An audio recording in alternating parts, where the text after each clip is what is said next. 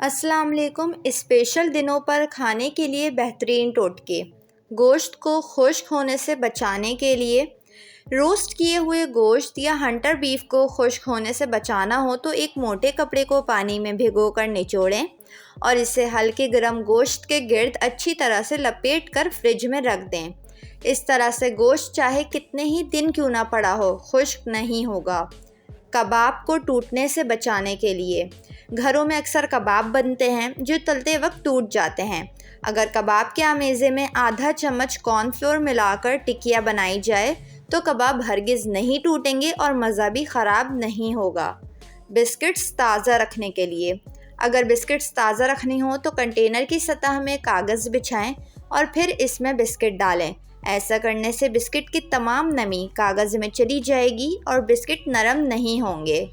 नरम पूरियाँ बनाने के लिए पूरियों के आटे को दूध से नरम गूंदें तो पूरियाँ बहुत अच्छी और नरम बनेगी। मज़ेदार चिकन टिक्का बनाने के लिए चिकन टिक्कों में मसाला लगाकर फ्रीज़ कर दें। जब खाने के लिए पेश करना हो तो 1 घंटा पहले फ्रीज़र से निकाल लें, फिर इनको सीखों पर लगाकर सेंक लें। ऐसा करने से चिकन टिक्के ज़्यादा मज़ेदार हो जाएंगे।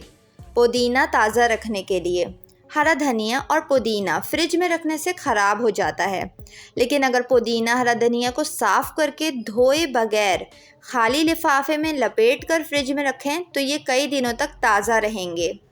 गोश्त को फ़ौरन पिघलाने के लिए फ्रीज़र में जमे हुए गोश्त को जल्दी गलाने के लिए इसे खूब सारे नमक वाले पानी में डालकर रख दें।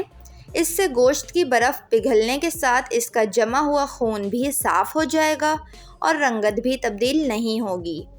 चावलों को गलाने के लिए अगर चावल कच्चे रह जाएं तो अखबार को गीला करके ढक्कन पर लपेटकर चावलों को दम दे दें, चावल गल जाएंगे।